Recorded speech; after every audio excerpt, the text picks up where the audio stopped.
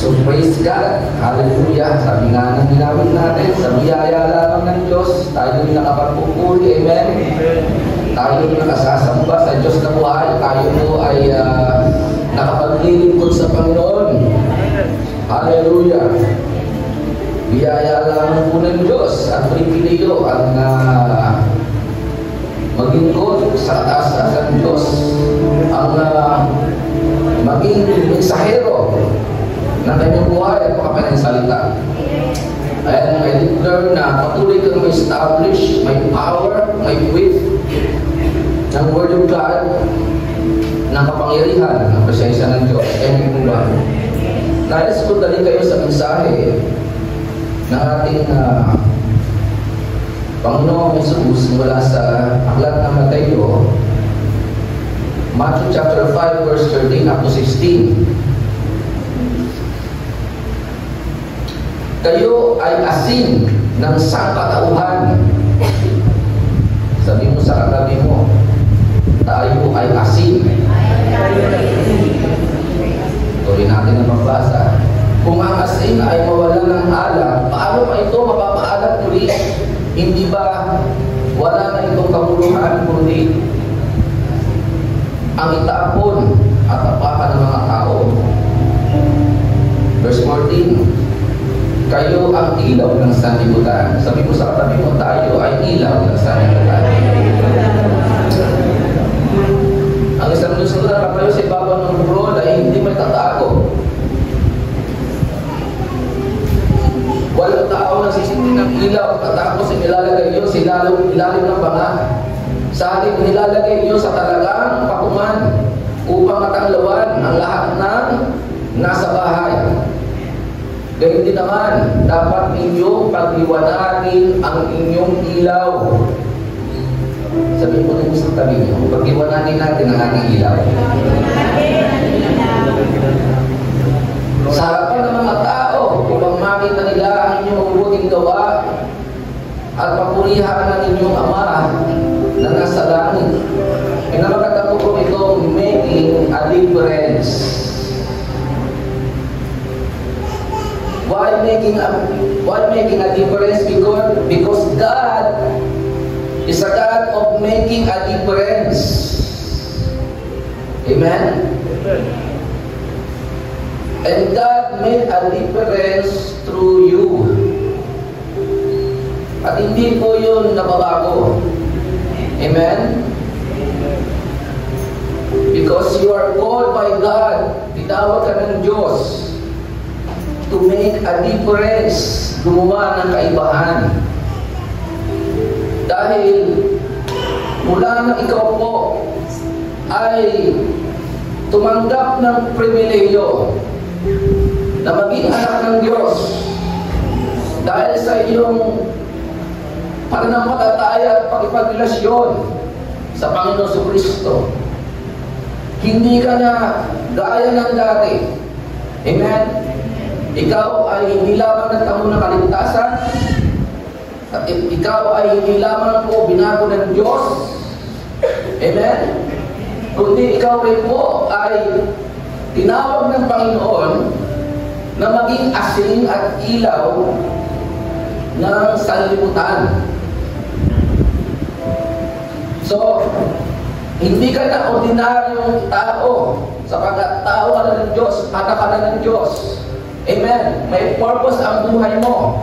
Hindi natatapos doon sa ikaw ay ligtas na at ikaw po ay anak na ng Diyos. Kailangan ka rin namang function sa panawagan sa iyo ng Diyos na maging ilaw at asin ng sanlibutan. Amen. Amen.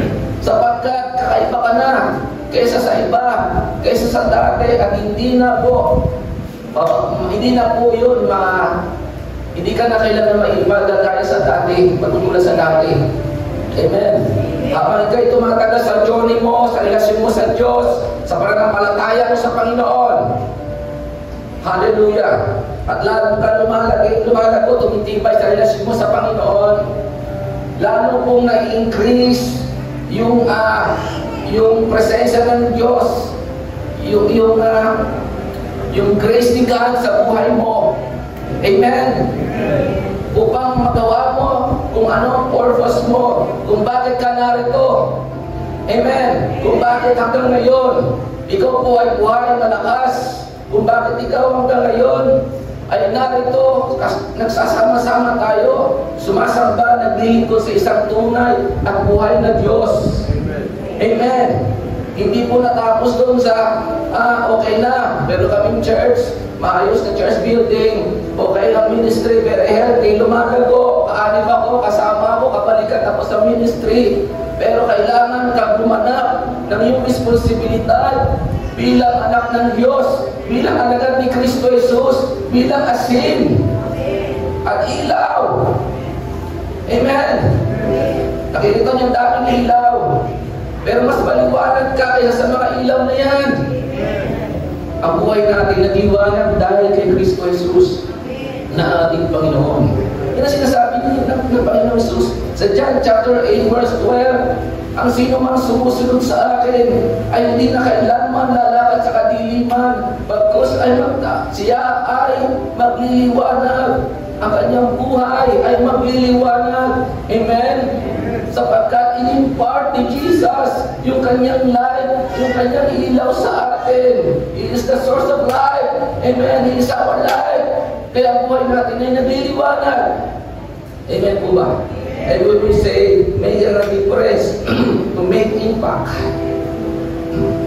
Sabihin nyo, impact. Hindi po impacto. Or influence. To make a positive difference. Amen? Positibo na gumagawa ka ng kaibahan, nakaka-influensya ka sa iyong kapwa, lalo na po doon sa mga hindi pa mananampalataya, doon sa mga taong wala pa tamang pakilala at relasyon sa Diyos. Sino ang gagamitin? Hindi nabababa sa atin si Jesus, hindi nabababa si Jesus dito ang ating Panginoon para mangaral ng gospel, para mga tao ay kayatin mapabilang sa kaharian ng Diyos. Narito tayo. Amen. Tayo ang kasangkapan ni Jesus ng ating Panginoon. Amen po ba? Ikaw ang unang nakalasap ng biyaya, ng kabutihan ng Diyos. Ay dapat po magpagamit ka sa Panginoon. Kung saan ka nilagay ng Diyos, kung saan ka naroon, ikaw ay asing doon. Ikaw ang ilaw. Ikaw ang gumawa ng kaibahan. Amen. Making a difference. Hindi mahalaga dito kung mayaman sila o hindi mo sila, hindi kayo nakatayuan sa buhay. Ang mahalaga po dito, may relasyon sa Diyos. Amen. Sapagkat sa paningin ng Diyos, ang pinakamahalaga sa Kanya, yung may relasyon sa Kanya. Amen po ba? Ang tunay na mayaman ay yung pong pinag-aharian ng Diyos. Mayroong kaligtasan. At mahalaga po yung kaligtasan na ating tinanggap. Nandiyan na yan. Mananatili yan. Habang ikaw'y nakakunik kay Jesus, habang ikaw po ay patuloy, amen, sa iyong mo, sa iyong relasyon sa Diyos, sa iyong pananampalataya sa Panginoon, hindi ka sumusuko sa anumang mga laban na nakinaharap mo at kakaharapin pa. Bagkus ay lalo ka nagtitiwala sa Diyos. Lalo kang nagdedepende sa ating Panginoon. Amen. Tutulungan ka ng Panginoon na ikaw ay laging makatayo at ikaw ay magtagumpay sa gitna ng pagsubok. Amen. Sa gitna ng mga hamon sa buhay. Hindi ka papabayaan ng Panginoon. Sabi na agad ng Pilipos 1 verse 6, yan ang pasimula ng buting gawa sa atin. Ang siya rin nagtatapos para sa kanyang muling pababalik. Amen po ba? Hindi pa tapos sa iyo ang Diyos. Kailangan lang makipag-cooperate ka sa Panginoon sa gusto niya mangyari para sa iyo at sa kalooban niya na nais niyang gawin mo. May purpose ang buhay mo, kapatid. Amen. At napakahalaga natin sa Panginoon. Ang tanging pag-asa ng mundong ito para ang mundong ito po ay tunay nga pong makakilala sa isang tunay buhay na Diyos. At magliwanag ang buhay ng maraming tao na nasa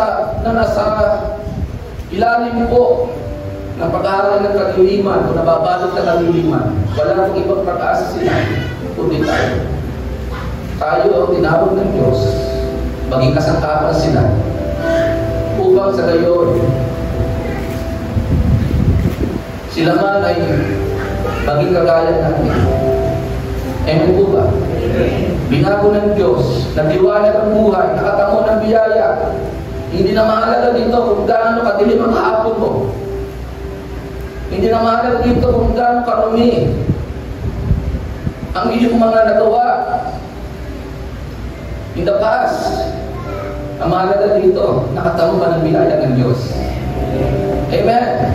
Sapagat lahat tayo po ay nakatamo ng biyaya ng Diyos. Ephesians 2 verse 8 up to 9. Tayo naligtas hindi dahil sa ating mabubuting gawa. Tayo naligtas dahil sa biyaya ng Diyos sa pamagitan ng pananalig natin kay Kristo Jesus.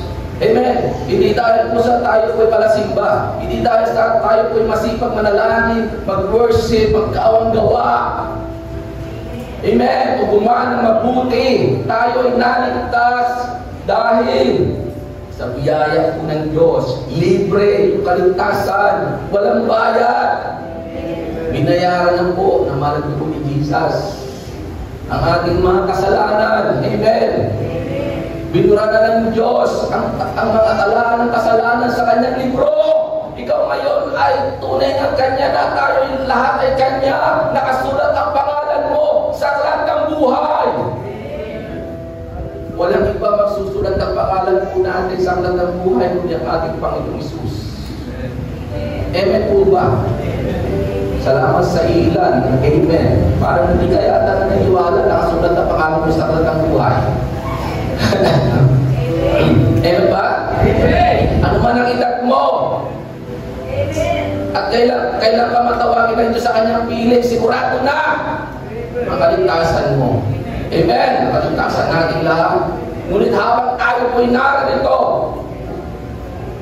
sa mundong ito na nababalot ng dilim, sa mundong ito na nakukurap ng kasalanan at masamang takbo ng mundong ito, tayo po'y bumanap ng ating tungkulin, ng ating responsibilidad bilang mga anak ng Diyos, bilang mga alagad ni Kristo Jesus.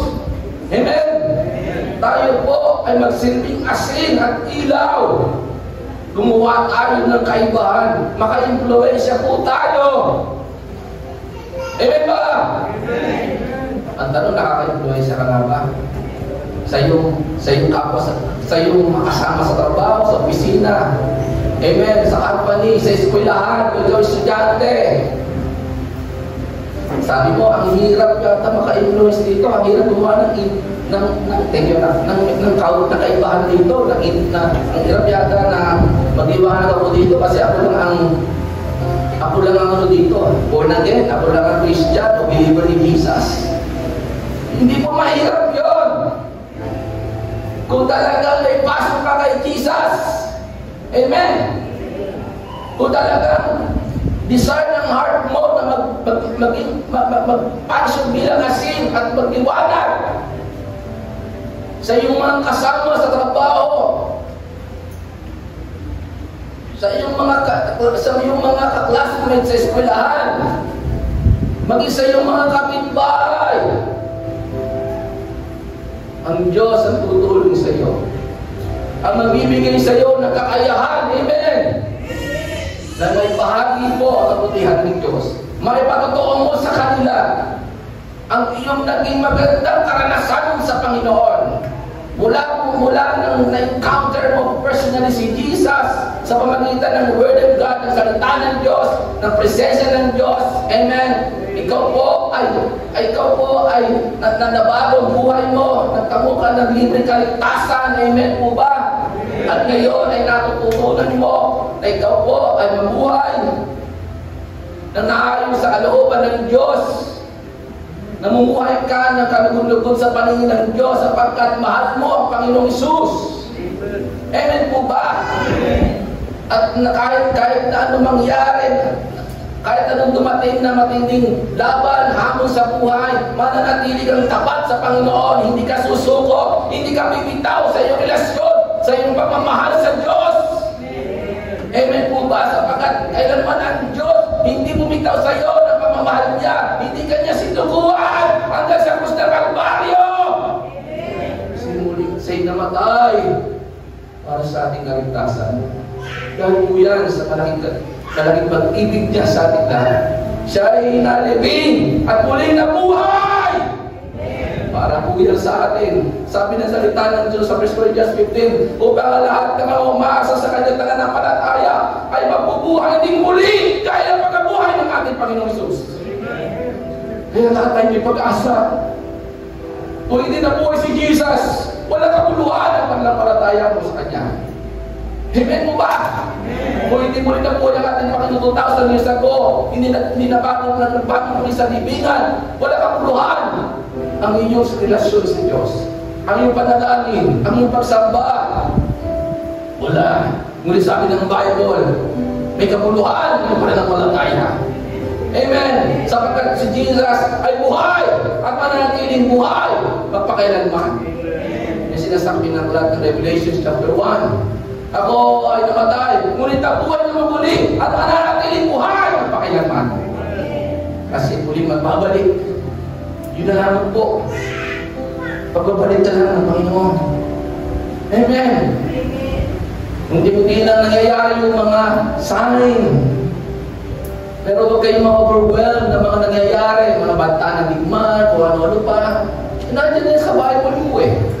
Kasi nga po, yan po ay isang tanda na muli na magbabalik ang ating Panginoon. Mulit na nga ako ang Panginoon.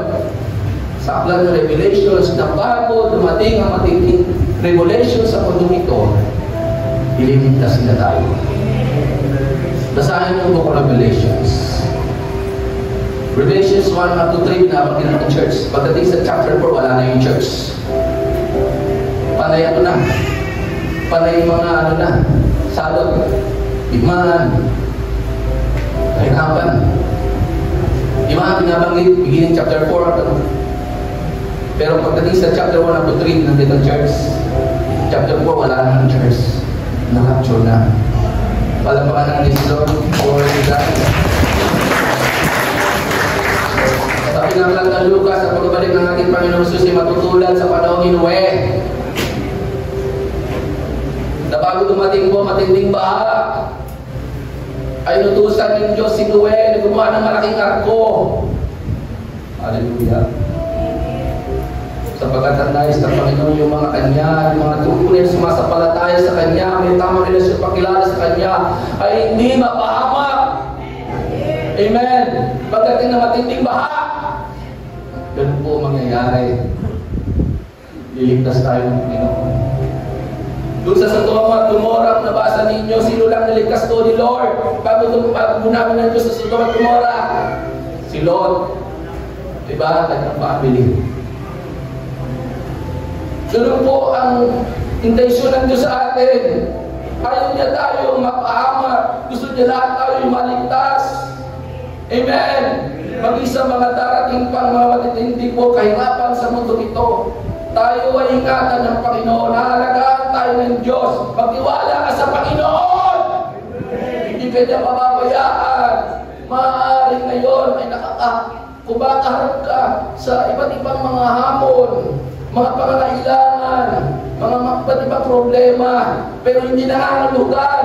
Iniwan ka na ng Diyos. Hindi nangangahulugan. Hindi ka na mahal ng Diyos. Kapag nagkakasakit ka, hindi nangangahulugan. Kinalimutan ka na ng Diyos. Mahal ka ng Diyos. Ang gusto lang ng Panginoon, patuloy ka lang magdepende sa Kanya. Amen. Patuloy mo siyang kilalanin na siya ang iyong source. Amen ba? At wala po tayong ibang, hallelujah, maasahan, higit na maasahan sa buhay na ito, ang ating Diyos, na hindi kailanman nagbabago ng pagmamahal, ng pag-ibig sa atin. Siya ay tapat at mananatiling tapat kailanman. Sabi ng Timoteo, kung tayo man na hindi tapat, ang Diyos ay tapat. Amen! Sapagkat ang pagiging tapat, mananatiling tapat sa kanyang mga pangako. Amen po ba? Kung nagkukulang ka man, ang Diyos ay hindi kailangan magkukulang sa iyo. Sa atin lahat. Hindi po galit. Ayaw mo na kayo magtulog. Naintindihan niyo ang mensahe ni Lord? Na kahit po sa dito. Hallelujah! Amen! Ganun po kadakila ang ating Diyos. Kahit ano man kaharapin mo sa buhay, yumuko ka lang kay Lord. Worship ka. Gano'n makatindi mo Diyos bagyo ng buhay. Piliin mo sumamba kay Lord. Gaya na inawit natin kanina, amen po ba? Hallelujah! Sa mga inawit pala natin kanina para sa Panginoon ay mensahe na para sa atin. Sabi ko nga, kailangan ko ba akong please? Pusod na ako sa mensahe ng inawit. Amen po ba? Sa mga inawit pa lang natin, sa mensahe ng ating mga inawit, tayo na po ay napalakas. Amen po ba? Nahamon, nalalo po tayo magpatuloy sa ating relasyon, sa ating pong pananampalataya, sa pagsunod natin sa kalooban ng Diyos. Amen po ba? So making a difference means to make impact, influence, to make positive difference whenever God has placed us by living a life that reflects God's love and Christ's character. Amen po ba? Yun ang nakikita po. Kasi ang attribute ng kalikasan ng Diyos, invisible. Pero nagmamanifest sa pamagitan natin, God's love. So, ipakikita natin sa ating kapwa ay Diyos ng pag-ibig. Amen? Hindi natin pinakikita sa ating kapwa na hindi sila kaibig-ibig. Bagamat sa paningin natin, minsan, hindi talaga kaibig-ibig. Kaya naman natin. Nakakaibig sila. Diba? Minsan, naibig sa'yo, nagpaparinig sa'yo, hindi maganda, sinisiraan ka pa. Pero ang kalikasan ng Diyos na pagiging Diyos na pag-ibig, mananatiling po yun. Amen po ba? Ikaw na nakakaalam sa sarili mo, bago mo na encounter si Jesus, ikaw na personal relationship. Amen? Kahit ikaw naman, ito ka pa sa ugali, diba? Kahit naman ikaw, ikaw kabulot na ugali, bago mo nakilala si Jesus. Kaya lamang na nabago ka, kaya lamang na naging maganda na ugali mo. Amen? Dahil kay Lord. Amen po ba? Dahil sa biyaya ng Diyos. Amen? Nabago yung ating buhay. Hindi ka nakatulad sa dati. Amen? Yung murahin ka lang ng kapwa mo. Umurahin mo na rin, di ba? Salita ka ng hindi maganda, ahamunin mo na ng away. Pero hindi na ngayon, di ba? Iba ka na. Amen? Sapagkat nasa iyo na ang Espiritu ng Diyos. At ang bunga ng Espiritu ng Diyos ay pag-ibig. Amen? Kaya nauna, pipigil sa sarili. Pagpapakumbaba. Amen po ba? So you must make a difference. Amen? Sa iyong kapwa, kahit sa kung saan ka nilagay ng Panginoon. Hindi mo madali ito. Alam ko, mahirap. Pero wala imposible sa Diyos. Amen po ba? Kung ikaw ay mapanalanginin, malapit ka sa Diyos, tutulungan ka ng Panginoon. Amen? Na ikaw po ay maka-influensya sa iyong kapitbahay. Kaya hindi ko naman sinabi lahat na ng kapitbahay, makakata kayo mapupuntahan mo at chichikahin mo, pag-pray mo kung alin dyan, kung sino dyan ang binigay sa inyo Lord para hallelujah, puntahan mo at establish mo yung relationship para bago mo establish yung relationship nila sa Diyos, yung relationship niyo muna. Amen? Bigyan mo ng kulang. Amen? Mag-share ka ng mga kabutihan ng Diyos. Napakasarap po na mayroong kapitbahay nag-o-open sa'yo ng problema. And then, pinakikilala mo sa Diyos, ang ating Diyos ay may solusyon sa mga problema. At ang Diyos hindi nang bibigay ng basta solusyon, kundi permanente solusyon. Hindi naman sa kalat makakataw pera ang solusyon. Amen. Amen ba? Amen. Kailangan nila ang kamay ng Diyos. Kailangan nila pagyakap ng presensya ng Diyos. Ang comfort nila. Yung bang comfort, yung peace, mabibili ba? Hindi. Amen. Pero kay Lord, sagana yung binibigay niya. At instrumento ka ng Panginoon para i-comfort ang iba. Amen. Kung anong wala sa kanila. Amen. Ikaw ang instrumento ni Lord. Kung anong meron ka, yun ang i-impart mo sa kanila. Amen. May matindi kang karga-karga. Amen. Amen. At yun na yung biyaya ng Diyos, ang pag-ibig ng Diyos, ang kabutihan ng Diyos. Amen. Ang Word of God, ang mga promises ni Lord, dala-dala mo every day. Baon-baon mo yan. Amen. Now, how can you make a difference? Be salt, seasoning. Sabi ni Jesus sa verse 13, you are the salt of the world. New King James Version. Sa Message Bible Translation, let me tell you why you are here.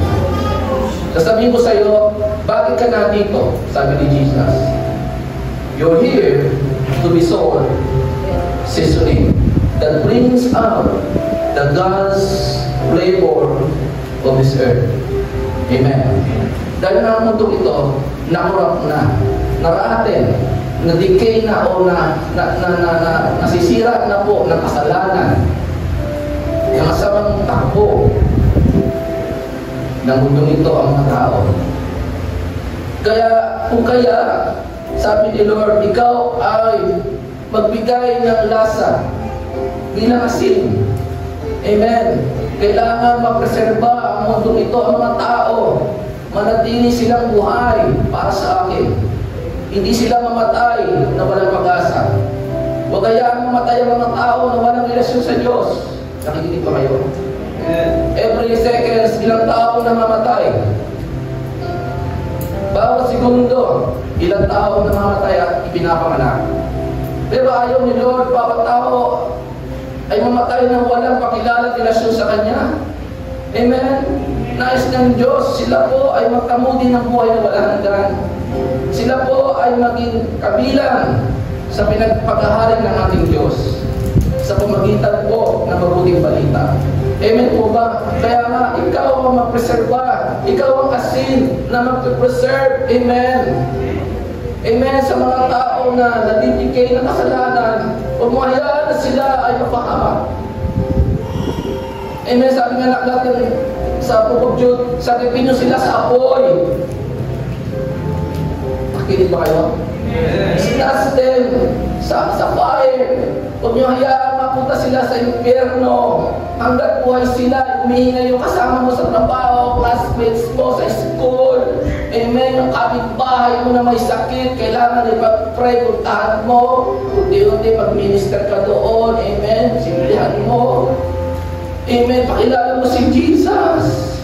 Sapagkat kailanman ang pilihiyon ay hindi po nagbigay ng pag-asa para mapagod maligtas ang tao. Hindi tanging pag-ipagrelasyon lang sa Panginoon. Amen po ba? Kailangan sa pamagitan mo natin lahat makita si Jesus.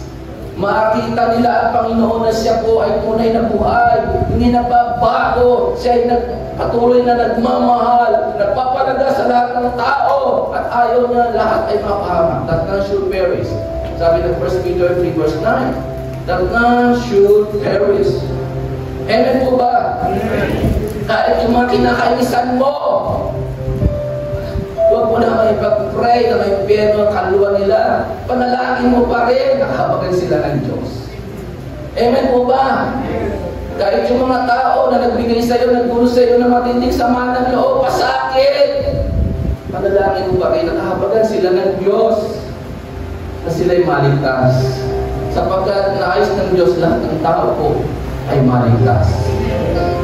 Magpreserba ka ng buhay sa pamagitan mo. Amen. At yung kasalanan na sumisira na kanyang buhay ay madisinfect natin sa pamagitan ng biyaya na binigay sa atin ng Diyos bilang asin. Amen po ba? Sa ating pakikitungo sa kapwa natin, magdulot tayo ng masarap na panlasa. Amen.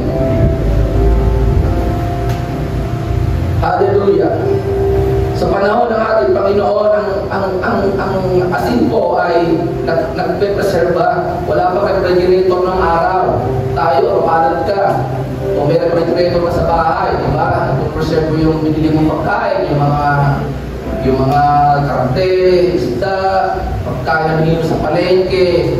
Within 1 week, tatagal yan, o 2 weeks, dahil nga nasa freezer. Salamat tayo. Panginoon, meron na tayong freezer, meron tayong refrigerator, meron ng harap, ano nga Panginoon Jesus, para mag-preserve yung pagkain, bubulbura na ang asin. Upang hindi po matuloy-tuloy po yung pag-decay ng karne, ng chicken o ng isda.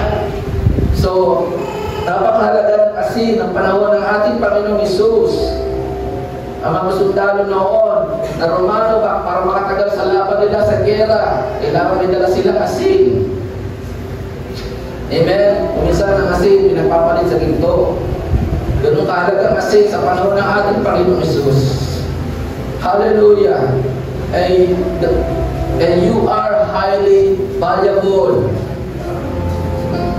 You are highly valuable. Sabihin mo sa katabi mo, napakahalaga mo sa Diyos. Napakahalaga mo sa Panginoon. Amen ba? Katulad ng isang asin, napakahalaga sa atin.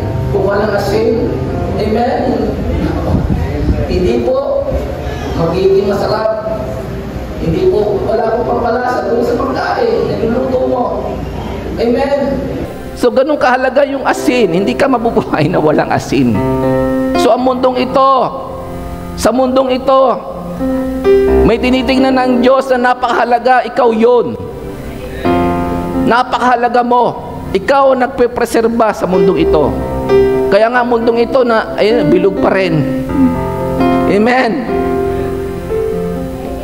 Kaya nga mundong ito hindi pa nakakaasa sa matinding judgment ni Lord dahil nga sa iyo, sa ating lahat tayo nagsisilbing asin. Amen. Kung may kapitbahay ka na nasisiran mo ng word, praise God. Amen. Kaya humahaba ang buhay niya dahil nagsisilbi kang asin. Napipreserba siya. Amen.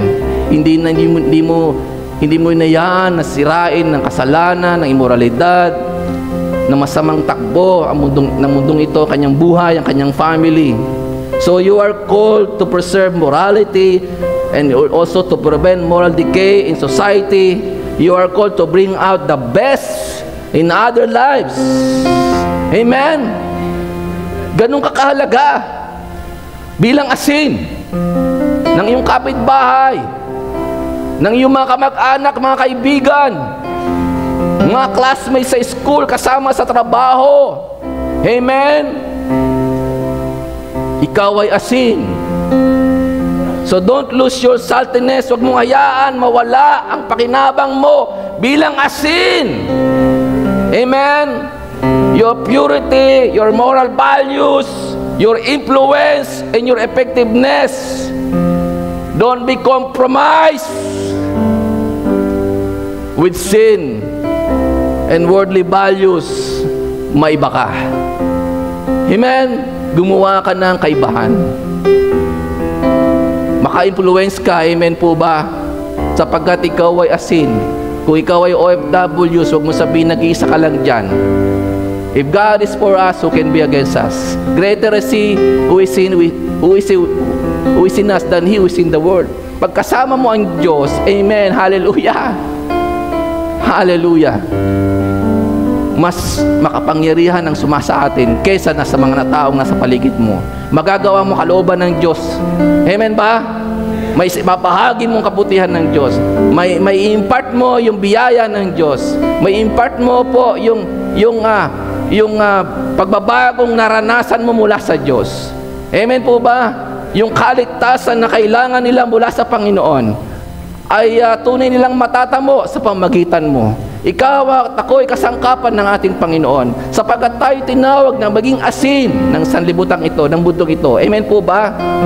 Kaya gumanap ka ng iyong responsibilidad bilang anak ng Diyos, bilang alagad ni Jesus, bilang asin.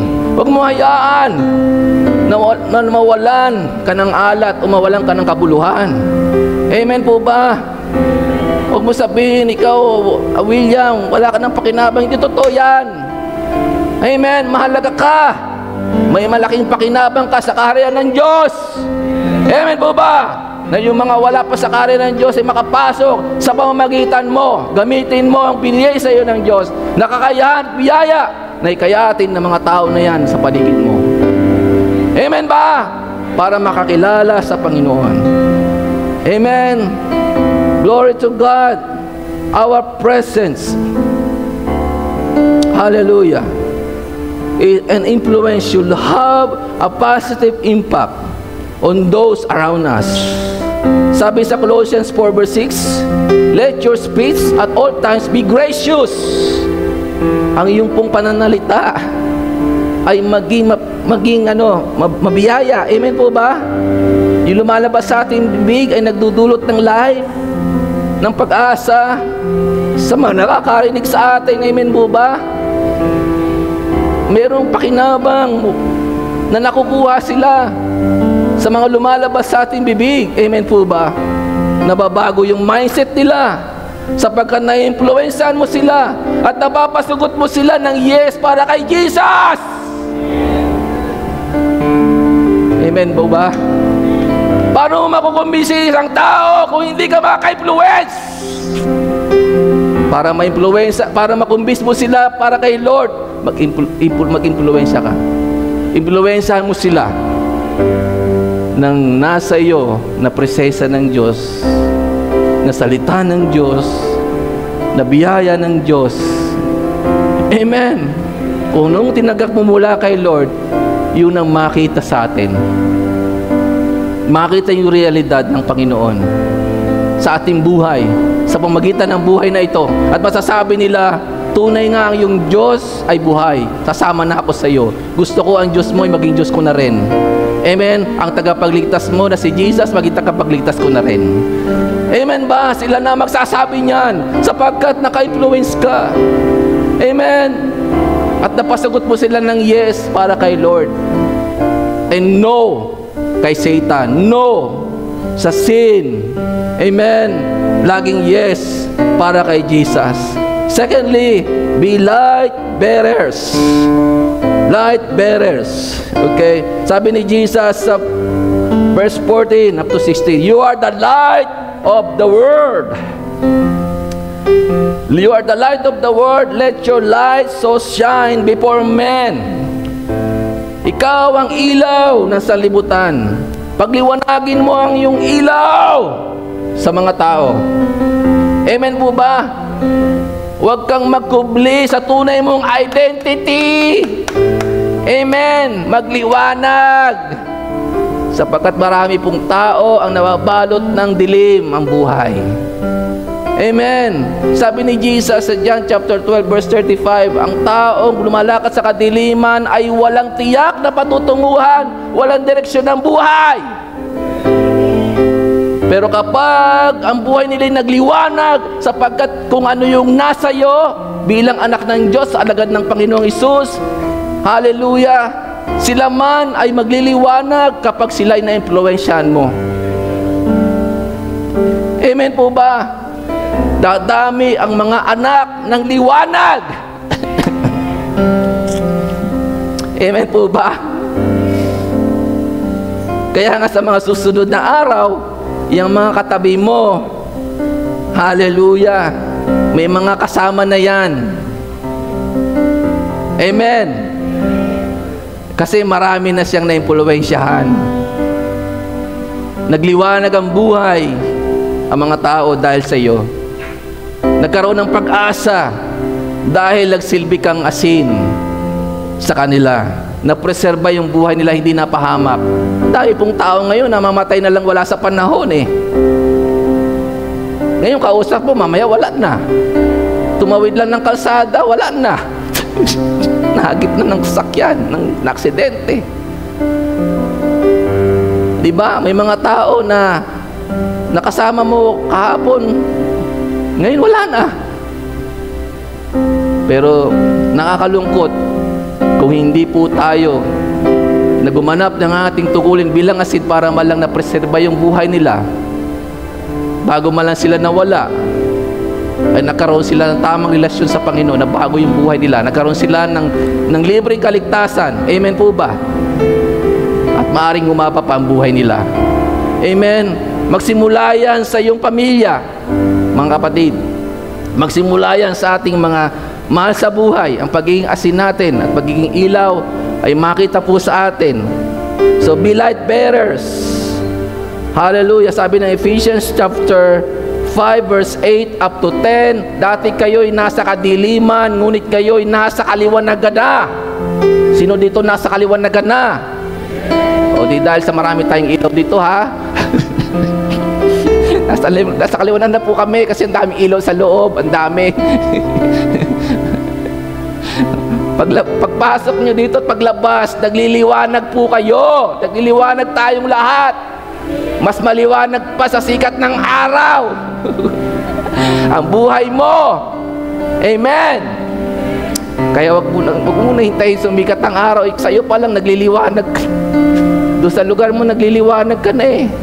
Sa ka man naroon, ikaw ang ilaw. Amen.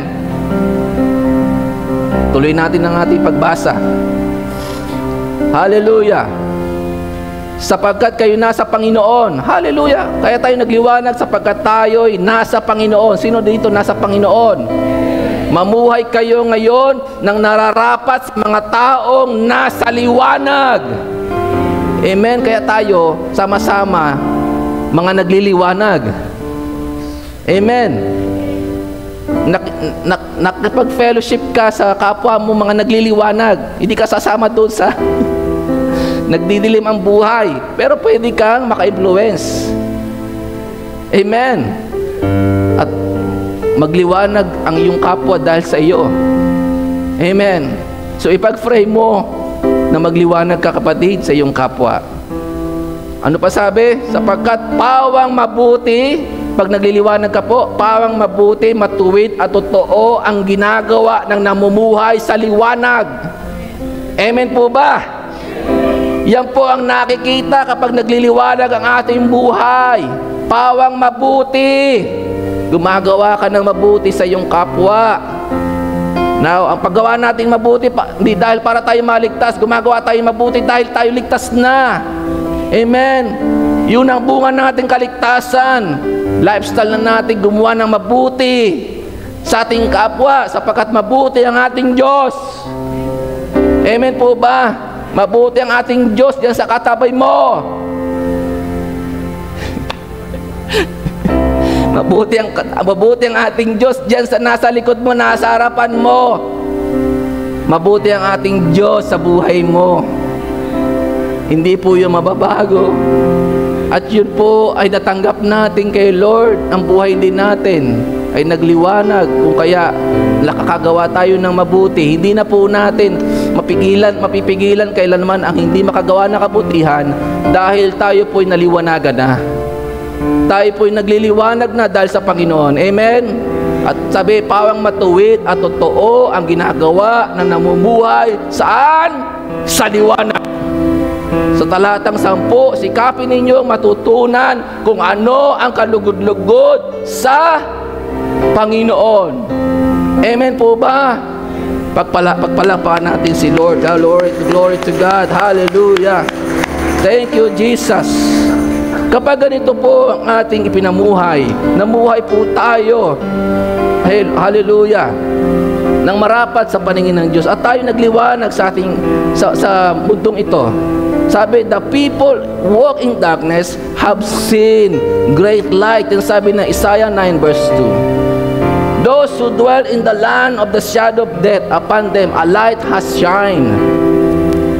Sa pamagitan po natin, sila po ay yung mga nasa kadiliman o ang buhay nila ay nababalo na kadiliman, ay makakakita ng malaking liwanag. Si Jesus po yung malaking liwanag. Amen. At sa pamamagitan ng buhay na ito, tinawag ni Lord na maging ilaw sa sanlibutan ito. Maraming buhay ang maliliwanagan. Maraming buhay po ang mapapalaya. Amen. Sa kadiliman. Glory to God. And we dispel the darkness. We dispel darkness. We show people how to get out of it. Inilalapit natin sila kay Jesus para sila'y makalaya, makaalis sa madilim nilang pamumuhay at magliwanag din sila dahil kay Jesus. John 8 verse 12. So don't hide your light, let shine brightly. Amen. Before others. Huwag mong itago ang liwanag na nasa iyo, sapagkat maraming tao ang kailangan po ng liwanag. Maraming tao din po ang gusto ng Diyos na magliwanag gaya po natin. Amen po ba? Sa lugar na ito, ang CSF Church ay nagliliwanag.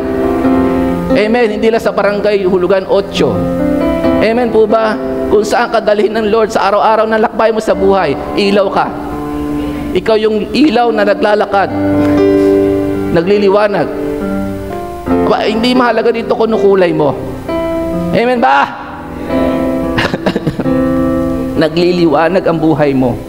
Kahit saan ka naroon, kasangkapan ka ni Lord upang itaboy ang kadiliman. Ang mga tao po ay makalaya sa madilim nilang pamumuhay at magliwanag din sila gaya mo. Amen. So that they may see your moral excellence and your praiseworthy, noble and good deeds, and recognize and honor and praise and glorify your Father who is in heaven. Yun po ang makikita sa atin. Amen? Yung mabuting gawa, yung buhay na kapuri-puri para sa kaluwalhati ng ating Heavenly Father. Palapakan natin ng Panginoon. Glory to God. Lahat po ito mayo. Hallelujah. Glory to God. Na-challenge ba kayo ng Word of God? Sino na-challenge ng Word of God? Kayo, tayong lahat ay asin at ilaw ng sanlibutan. Amen. Huwag mong kalilimutan yan. Habang ikay nabubuhay, habang hinihintay natin ng muling pagbabalik ng ating Panginoong Hesus, we are the light and salt of this earth. Amen. Alam nyo, kung